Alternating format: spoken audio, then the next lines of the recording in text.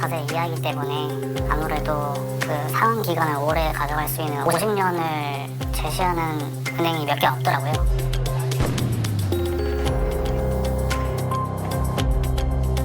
예전에 원래 같으면 마이너스 금액이 늘어났다고 하면 이제 주식 상황이나 시장 상황이나 이런 것들에 따라서 움직이는 거였는데 이제 3단계 DSR 시행을 앞두고 한도를 미리 뚫어놓고 만들어 놓는 건 거죠.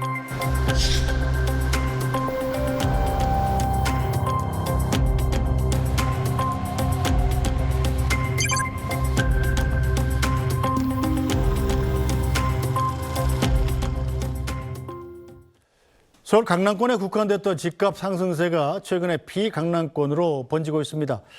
다음 달 강해지는 대출 규제를 앞두고 서둘러서 집을 사려는 수요가 몰리고 있다는 분석인데요.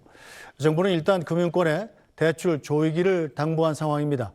과연 서울 수도권의 집값 상승세를 잡을 수 있을지 관심이 모아지고 있습니다. 관련 내용 NH농협은행 김효선 부동산 수석위원과 함께 자세히 짚어보겠습니다. 김 의원님 어서 오세요. 네, 안녕하세요. 네, 일단 강남에 이어서 비강남권도 집값이 오르고 있다고 하던데 집값 상황이 지금 어떻습니까? 지금 토어제가 재지정되고 조금 주춤하다가요. 4월 정도는 좀 안정세를 보였는데 5월부터 강남 3구와 뭐 마포구 그리고 성동구 이런 지역부터 집값이 오르기 시작해서 그 지역이 많이 오르고 매물도 걷어들여지고 또 거래도 되다 보니까 그 수요들이 이제는 그 주요 지역에서 조금씩 한강벨트 라인 쪽 그리고 서울의 외곽 지역까지도 지금 수요세가 확산된 그런 상황입니다. 자, 지금 현재 상황보다 앞으로의 전망이 더 중요한 것 아니겠어요? 부동산이란 건? 네. 어떻게 보세요? 추세적으로. 지금은 집값이 사실 2018년도와 유사하다라고 말씀하시는 분들도 계시는데요. 그때와 조금 차이점이 그 당시에는 뭐 다주택자나 이런 투자 투기 수요가 좀 주를 이뤘다면은 지금은 실수요자 베이스가 이제 주를 이룬다고 보시면 될 것 같습니다. 청년층 같은 경우에는 전세 사기 같은 것들로 인한 패닉 때문에 지금이라도 서울을 사야지 계속해서 오른다라는 그런 인식들이 굉장히 강하고요. 그리고 좀 그 입지가 좋은 지역에 살고 계시던 고령층 같은 경우에는 많이 올랐을 때 지금 매각을 하고 갈아타자. 그리고 남은 금액으로는 자녀들에 대한 증여 같은 것들을 진행하시는 분들도 계시고 지방에 계신 분들은 지방 소멸에 대한 패닉 때문에 서울 쪽으로 수요를 좀 돌리시는 분들 그리고 외국에 계시는 분들조차도 강남권 아파트가 너무 많이 오르니까 뭐 투자 같은 목적으로 이제 주택을 매입하는 경우들이 늘어나서 실소와 투자 수요가 같이 상존한다라고 볼 수 있을 것 같습니다. 자, 이 주에 봐야 될 지표도 거래량인데 서울과 수도권 거래량은 어떻습니까?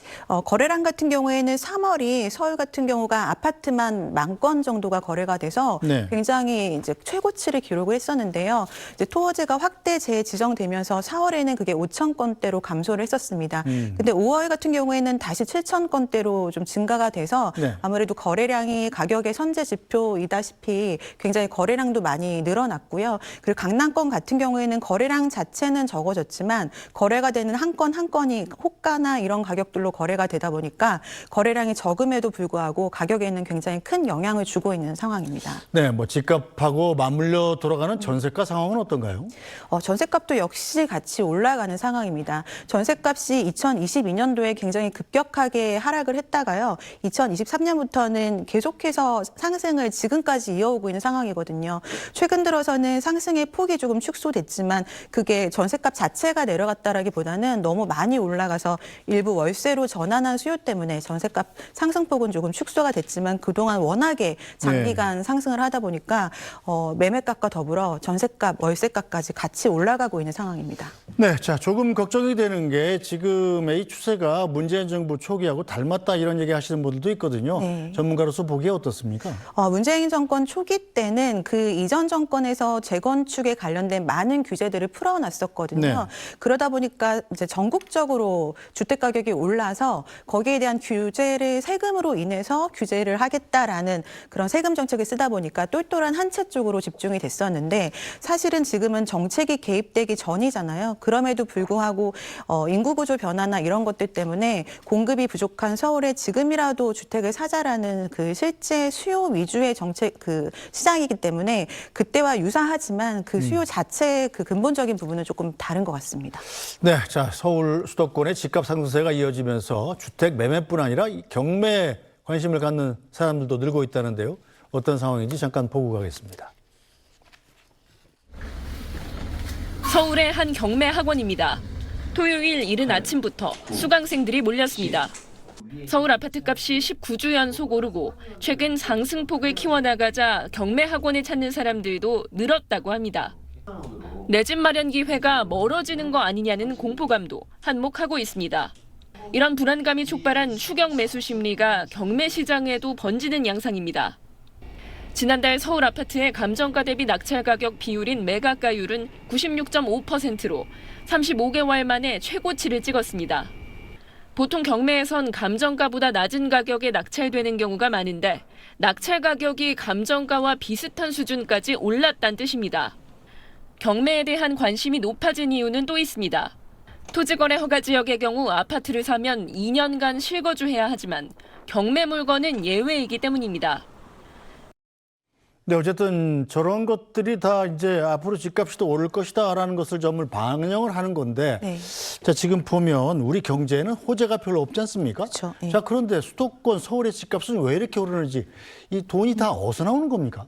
그게 경제 호재가 별로 없어서 부동산 쪽으로 오히려 몰리는 것 같습니다. 지금 아까 말씀드린 것처럼 청년들 같은 경우에는 주택 한 채 사기가 굉장히 쉽지가 네. 않거든요. 근데 서울이 공급이 부족하다라는 얘기들이 지난해부터 굉장히 많이 나오고 전세와 월세값은 오르다 보니까 지금이라도 저가 매물이나 이런 것들이라도 사야 되겠다라는 움직임들이 굉장히 많아서 아무래도 믿을 만한 것은 서울에 있는 아파트다라는 인식들이 뭐 수도권이든 지방에 거주하시는 분들 동일하게 똑같은 지역을 보고 있기 때문에 서울 아파트만 올라가는 것 같습니다. 결국은 또 양극화되는 것 아니겠어요? 지방 부동산 사정은 굉장히 어렵죠, 지금. 맞습니다. 지방은 2022년부터 지금까지 한 번도 상승한 적이 거의 없었을 네. 정도로 장기적인 침체 상황이고요. 거래량도 그 평년 대비해서 절반 수준에도 못 미치고 미분양도 전체 미분양의 70% 이상이 지방에 지금 몰려있기 때문에 부동산 경기도 안 좋고 건설 경기도 굉장히 침체가 되어 있는 상황입니다. 이 새 정부가 부동산 정책 상당히 좀 민감하게 바라보면서 대책을 마련하고 있을 텐데 일단 우선 뛰는 서울 수도권 집값을 잡기 위해서 공급을 늘린다 이런 대책을 세우고 있는 걸로 알려지고 있죠. 네, 공급에 대한 얘기를 초반에는 했다가 네. 이제 선거 과정에서는 그게 공약집에는 실려 있지는 않습니다. 네. 그렇지만 처음에 물량을 250만 호 이상을 하겠다라는 언급을 한 바 있고 그거를 문재인 정권과는 좀 다르게 재정비 사업, 특히 도심에 있는 재정비 사업 위주로 확대하겠다라는 그런 언급을 한 바 있습니다. 따라서 이후에 관련된 구체적인 내용이 나올 것으로 좀 예상이 되고요. 아무래도 재정비 사업에 관련돼서 어떻게 할 것인지에 대한 구체적인 제도 변화가 예상이 되고 있습니다. 자, 그런데 이 주택이란 것 공급을 늘린다. 상당히 시간이 오래 걸리는 일 아니겠습니까? 예전에 뭐 국토부 장관이 뭐 빵 같으면 찍어내기로도 할 텐데 이런 얘기도 했었는데 어떻게 이 공급을 늘린다는 대책이 수도권 집값을 안정시키는데 얼마나 효과가 있으리라고 보십니까? 사실 당장에 공급을 늘리겠다라고 대책이 나오면 당장은 그게 집값을 상승하는 역할을 하게 됩니다. 아무래도 지역적인 언급이 있게 되기 때문에 네. 그 지역들 위주로 이제 좋아질 거기 때문에 올라가는 그런 상황들이 더 심하고요. 입주가 비로소 되기 시작할 때 그게 공급의 효과가 나타나면서 전반적으로 집값을 안정시킬 수가 있거든요. 근데 지금으로서는 그 지역 자체가 아예 나온 건 아니고 공약집을 봤을 때는 그 구체적인 언급보다도 네. 이제는 지역 균형 발전 위주로 가겠다라는 내용들이 있기 때문에 과거 방식의 공급에서는 조금 다르게 나오지 않을까 그렇게 예측은 되고 있습니다. 자, 일단 수도권 집값 상승세를 막기 위해서 금융권에 대해서는 이제 대출 규제를 당부하고 있지 않습니까? 네. 대출 규제는 어떻게 시행이 되나요? 아무래도 지금 세금으로 집값을 잡기가 좀 부담스러운 상황이다 보니까 단기적인 효과가 가장 기대될 수 있는 금융권 위주로 지금 대출 규제가 있는 상황이고요. 상반기 때 기준금리가 인하되지 않았음에도 불구하고 대출 금리가 좀 안정적이다 보니까 대출에 의해서 지금 거래를 하는 사례들도 굉장히 많아서 가계부채를 관리하는 차원에서 지금 대출 규제가 지금 조금씩 나오고 있는 네. 상황이고요. 은행과별로 조금 다르긴 하지만 예를 들어 다주택자 갈아타기 그 대출이 아예 금지가 되거나 그리고 가상금리를 좀 축소하는 형식으로 그런 식으로 대출 규제를 은행권별로 조금씩 다르게 하고 있습니다. 대출이 이 다음 달부터는 이제 스트레스 DSR 3단계가 시작이 되죠. 네. 이건 어떤 내용이죠? 스트레스 DSR은 우리가 지금 DSR 40% 안에서 연간 소득의 40%만 원리금 상환을 할 수 있도록 규제가 되고 있는데 아무래도 금리가 급격하게 변동되다 보면 그거조차도 리스크가 있을 수 있다라고 해서 거기에 가상금리를 더해서 처음에 처음에 대출 금액을 제한하게 되거든요. 네. 근데 수도권 같은 경우에는 이제 7월부터 1.5%의 가상금리가 적용이 됩니다. 그러니까 실제로 적용받는 이자를 내는 대출보다 1.5를 더해서 계산이 되거든요. 그렇지만 이미 지난해 1.2%로 가상금리가 적용되고 있기 때문에 실질적으로는 0.3 정도의 금리만큼 대출이 제한되는 건데 그거를 계산을 해보면 한 약 1,500만 원 정도에서 5천만 원 정도 대출이 줄어들게 되는 효과가 나타나기 때문에 사실 지금 집값을 과열시킨 지역의 주택 가격에 비해서는 좀 비중이 적긴 합니다. 그래서 실질적인 영향이 크지는 않을 거라고 생각이 되지만 네. 거기에 대한 심리적인 압박감 때문에 미리 대출을 받고 집을 사자라는 움직임이 있는 것은 사실입니다. 자, 어쨌든 이재명 대통령은 대선 후보 당시 때부터 이 공급을 늘려서 집값을 잡겠다 이렇게 얘기해왔습니다. 세금을 제재 수단으로 쓰지 않겠다 이런 입장도 밝혔는데요. 그 얘기 잠깐 듣고 가겠습니다. 세금은 국가 재정을 확보하기 위해서 걷는 것이 세금은 다른 제재 수단으로 사용되면 정당성을 얻기가 어렵습니다. 그래서 여러분 앞으로 민주당의 부동산 정책은 수요 공급이 균형을 잃어서 수요 과다로 집값이 오르면 세금으로 수요를 억압해서 가격 관리를 하는 게 아니라 공급을 늘려서 적정한 가격을 유지하도록 하겠습니다. 예를 들어서 문재인 정부 당시에는 계속 부동산이 폭등을 하니까 그걸 세금으로 다 환수하려고 세금을 엄청 올렸었잖아요. 네. 그게 사실 정권 교체의 원인이 되기도 했었는데 네. 이재명 대통령은 그런 전철을 밟지 않겠다 이런 뜻을 밝힌 건데 네. 자 이게 과연 가능하겠느냐 이런 생각도 좀 듭니다. 네, 그걸 뭐 확실하게 예측하기는 어렵지만 지난 문재인 정권 때 부동산 관련된 대책이 거의 30번 가까이 나왔잖아요. 네. 그걸로 인해서 국민들도 학습 효과가 있었듯이 정부에서도 분명히 학습 효과가 있었다라고 봅니다. 그래서 지금 세금으로 집값 잡지 않겠다. 왜냐하면 세금으로 잡으려고 하다가 오히려 정부 입장에서는 역풍을 맞은 경험이 있기 때문에 네. 그렇게 발언을 한 것 같은데요. 사실은 윤 정권 때도 세금을 완화하기 위한 여러 가지 시도가 있었으나 네. 그게 국회 통과를 하지 못해서 사실상 지금 완전히 완화된 부분은 거의 없다라고 보여집니다. 다주택자 취득세 같은 경우에는 지금도 중과가 유지가 되고 있고요. 네. 양도세도 내년 5월까지 지금 유예가 된 상황이고 종부세 같은 경우에는 공시지가를 지금 현실화를 멈춘 상황이라서 현재 2022년도 정도 수준의 현실화를 적용받고 있거든요. 네. 그래서 세제에 관련된 세율 같은 것들을 굳이 변경하지 않는다 하더라도 내년에 유예 기간을 늘리지 않거나 종부세 관련된 공시지가를 현실화를 다시 시작하게 되는 것만으로도 사실 세금을 강화하는 효과는 있을 수는 있어서 한번 이런 부분들을 지켜봐야 될 것 같습니다. 자, 윤석열 정부에서는 사실상 이 보유세 부분 거기에 대해서 공시지가 현실화 속도를 좀 늦추고 그래가지고 세금을 감면해 준 셈이 되어 왔잖아요. 맞습니다. 이재명 정부에서는 그게 좀 달라질 가능성은 없습니까? 달라질 가능성이 저는 있다라고 보여지고요. 네. 사실 지금 그 공시지가 현실화율이 2020년도 수준이면은 69% 수준이거든요. 네. 과거 현실화를 90%까지 하겠다라는 처음에 그 계획과는 굉장히 좀 거리가 있기 때문에 그걸 다시 현실화시킬 가능성은 좀 충분히 있을 수 있다라고 보여지고요. 아파트가 다른 유형에 비해서는 현실화가 조금 안 된 부분도 있기 때문에 이런 부분들은 충분히 다시 조정할 가능성이 있다라고 보여집니다. 자, 새 정부의 부동산 정책. 자, 이재명 대통령이 지금 캐나다 가 계시니까 돌아와서 이제 총리 임명부터 시작을 하면서 그 뒤로 또 검토가 될 텐데 어떻게 전망하세요? 일단 정부가 부동산을 다루는 방법, 네. 공급, 대출, 세금 이 세 가지 정도 있지 않습니까? 네. 네.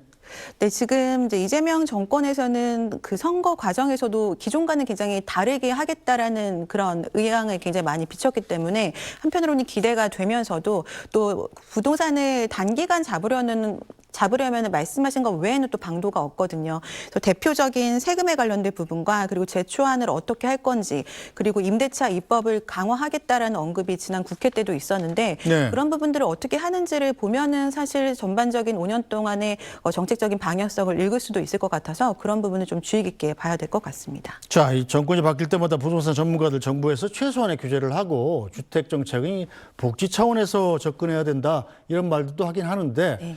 특히 강남 아파트 값들은 굉장히 좀 민감한 정치적 문제가 되기도 하잖아요. 미국 같으면 맨하탄에 뭐 1,000억짜리 아파트도 있는데 그냥 놔두지 않습니까? 네. 강남 아파트가 오르거나 말거나 그냥 놔두는 건 어때요? 그게 이제 시장에 맡겨야 되는 것들이 사실 수요와 공급의 법칙에 의한 거잖아요. 지금은 가격을 아무리 누르라고 해봤자 네. 토어제를 봐서 우리가 알듯이 잠깐은 누를 수 있지만 그걸 다시 규제를 완화하게 되면 한꺼번에 올라가는 모습들을 우리가 볼 수 있었습니다. 네. 그때 투어제가 잠깐 풀렸을 때 한꺼번에 30억 정도 올라가서 거래가 된 아파트들도 있었거든요. 그래서 지금은 사실 양극화가 굉장히 문제가 되는 건데 양극화의 그 중심에 있는 지역들을 누르라고 하기보다는 양극화의 반대편에 있는 지역들을 잘 살 수 있게 만들어주면은 한쪽으로 쏠리는 수요가 어느 정도 분산이 될 수 있기 때문에 오히려 긍정적인 효과를 기대할 수 있을 거라고 보여집니다. 자, 그렇다면 제가 무주택 실수요자 입장에서 본다면 네. 자, 김현석 의원께서 만약에 집이 없다. 지금 집을 사야 되냐 말아야 되냐는 기로에 서 있다. 네. 지금 사야 됩니까 말아야 됩니까? 실질적으로 그런 상담을 최근에 네. 굉장히 많이 하는데요. 모두가 사려고 할 때는 사실 기다려야 되는 거고 모두가 기다릴 때 사야 되는데 사실 우리의 심리가 반대로 움직이는 경우가 많습니다. 그렇죠. 사실 서울은 지금 최근에 언론화가 많이 되긴 했지만 이미 굉장히 과열될 대로 과열이 돼서 외곽까지도 확산되고 있는 상황이거든요. 그래서 매입을 하려던 분들은 조금 진정하시고 다음 기회를 보시는 게 좋으실 것 같고 네. 오랫동안 장기 침체되고 있는 지방 같은 경우에는 더 이상 크게 하락할 가능성은 적어 보여서 오히려 지방 같은 경우에는 지금 실거주 목적으로 매입하기에 적절한 시기라고 판단됩니다. 알겠습니다. 일단 투자는 자기 책임이기 때문에 참고만 하도록 하겠습니다. 고맙습니다. 오늘 말씀 여기까지 듣죠. NH동해은행 김효선 부동산 수석위원이었습니다. 말씀 잘 들었습니다. 30대 직장인 김모 씨는 오는 8월 입주 예정인 아파트의 잔금 4억 8천만 원을 대출로 충당할 계획입니다. 다음 달 규제가 강화되기 전에 대출을 받아둬야 한다는 생각이 앞섭니다. 저 같은 경우에는 아직 만 34세 이하이기 때문에 아무래도 그 상환 기간을 오래 가져갈 수 있는 50년을 제시하는 은행이 몇 개 없더라고요. 이렇게 막차 수요가 몰린 데다 추격 매수 심리까지 번지며 가계대출은 계속 불어나고 있습니다. 정부의 가계대출 총량 규제에서 여력이 있는 일부 은행들이 최근 주택담보대출 만기나 한도를 늘리는 영업을 벌인 영향도 있습니다. 가계대출은 지난달 6조 원 증가하며 7개월 만에 최대 증가폭을 기록한 데 이어 이달에도 시중은행 5곳에서만 약 2조 7천억 원이 늘었습니다. 주택담보대출뿐만 아니라 신용대출 수요도 많습니다. 예전에 원래 같으면 마이너스 성장이 늘어났다고 하면 이제 뭐 주식 상황이나 시장 상황이나 이런 것들에 따라서 움직이는 거였는데 이제 3단계 DSR 시행을 앞두고 한도를 미리 뚫어놓고 만들어 놓는 건 거죠. 이에 금융당국이 주요 은행들의 대출 담당 임원들을 긴급 소집했습니다. 저희 은행에서 향후에 가계대출이 증가하지 않도록 잘 관리를 잘 하겠다, 그리고 그런 시스템을 잘 갖추고 있다, 이렇게 말씀을 드리고자. 월별, 분기별 가계대출 목표치를 준수하고 다주택자 대출 취급을 자제해달라는 메시지를 전했습니다. 대선 과정에서 이재명 대통령은 공급 확대에 방점을 찍었지만 공급 확대의 집값 안정 효과는 시간이 걸리는 게 사실입니다. 당장의 과열을 진정시키기 위해 정부가 긴급한 수요 관리, 즉 추가 대출 규제에 나서지 않을까 시장은 촉각을 곤두세우고 있습니다. SBS 노동규입니다. 월요일 친절한 경제 한지연 기자 나와 있습니다. 안녕하세요. 안녕하세요. 네, 요즘 서울의 집값이 정말 무섭게 오르면서 전국의 부동산 시장이 과열되는 게 아니냐 이런 우려까지 나오고 있는데요. 오늘 금융당국이 이 은행권을 불러서 간담회를 가진다고요? 네, 최근 강남 3구와 이른바 이 마용성 지역 집값 급등이 강북권과 그리고 경기 과천과 분당으로 지금 번지고 있고 또 가계대출 폭이 증가를 하면서 긴급 대응에 나선 겁니다. 말 그대로 부동산 시장이 요동치고 있는 상황인데요. 이 서울 아파트 값은 벌써 19주 연속 상승 중이고 전주 대비 0.26% 올라서 지난해 8월 이후 최대 상승률을 나타냈습니다. 그제 신고 기준으로 지난달 서울 아파트 거래 신고건은 7천 건을 넘어섰는데요. 이미 4월 전체보다 30%나 많은 수치입니다. 토지거래 허가제로 묶인 강남 아파트 거래가 한 달 만에 이 증가세로 돌아섰고 비강남권으로도 번지고 있어서인데 다음 달 이 추가 대출 대출 규제인 3단계 스트레스 DSR 시행을 앞두고 막차 수요로 이달까지 거래량은 급증할 것으로 보입니다. 오늘 은행권과 이 비공개 간담회는 정부가 서울 아파트값을 잡기 위한 대책을 검토하고 있는 일환으로 열리는 건데요. 전 은행권 가계대출 담당 부행장들을 긴급 소집해 대출 조이기를 주문할 예정입니다. 또 투기 수요나 편법으로 부동산 시장을 교란하거나 실수요자를 위한 대출이 막혀서는 안 된다는 걸 강조할 걸로 보입니다. 상 기자, 근데 이렇게 집값이 계속 오를 거란 기대 심리가 나오는 게 여러 요인이 있겠지만 이 시장 유동성 확대와도 연관이 있지 않습니까? 네, 맞습니다. 이 지금 같은 기준금리 인하기에 당장 20조 원 규모 추경이 전망되는 상황에서 돈이 도는, 그러니까 유동성이 확대될 거라는 기대가 부동산 시장을 자극하고 있는 겁니다. 유동성이랑 집값이랑 무슨 관계가 있냐? 일단 이 통화량은 부동산을 담는 그릇이다. 이렇게라고 보시면 이해가 빠릅니다. 우리나라에서 유동성을 흡수하는 가장 큰 자산, 또 통로가 되는 게 바로 부동산인데요. 이 때문에 통화량이 증가하면 이 돈들이 부동산 쪽으로 대거 흘러가기 때문에 주택가격 상승과도 강한 상관관계를 갖게 되는 거죠. 그래서 이제 시중에 돈이 흘러 넘쳐서 이 집값이 오를 것 같으니까 또 이 나만 뒤처지는 거 아닌가 하는 생각이 드는 패닉바잉으로 영끌을 하려는 대출 수요가 몰리고 있는 건데요. 은행들이 원래 세워놨던 이 월별, 분기별 목표치를 넘겨서 가계대출을 취급하거나 이때가 기회다, 이 물 들어올 때 노져야지라는 태세로 공격적인 주택담보대출 영업을 하는 은행들이 있는지 잘 살펴볼 예정입니다. 이미 일부 은행들에선 이런 움직임이 보이고 있죠. 최근 주택담보대출 만기를 30년에서 40년으로 늘려 대출 한도를 늘려주고 갭투기에 악용될까 봐 서울 지역에 한해 막아뒀던 이 조건부 전세 대출도 다시 취급하기 시작한 데가 눈에 띕니다. 이와 관련해서 이 금감원은 최근 가계대출이 급증한 은행들을 대상으로 이번 달 현장 점검을 실시할 예정이고 또 별도의 세부 관리 계획도 제출받을 계획입니다. 금융당국이 이 은행권의 대출 조이기에 나선 것도 실제로 가계대출이 많이 급증했기 때문이잖아요. 어느 정도 늘었습니까?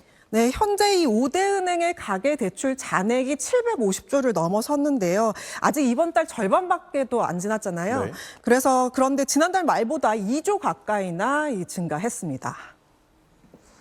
이게 어느 정도인지 하루 평균 증가액으로 계산을 해서 비교를 해볼게요. 이 가계대출 증가폭은 5월에는 5조 원에 육박하면서 지난해 9월 이후에 8개월 만에 월간 최대 증가폭을 기록한 거거든요. 근데 하루 평균으로 비교해보면 이번 달 하루 평균 가계대출 증가액이 1,665억 원으로 지난달 하루 평균보다 더 많았습니다.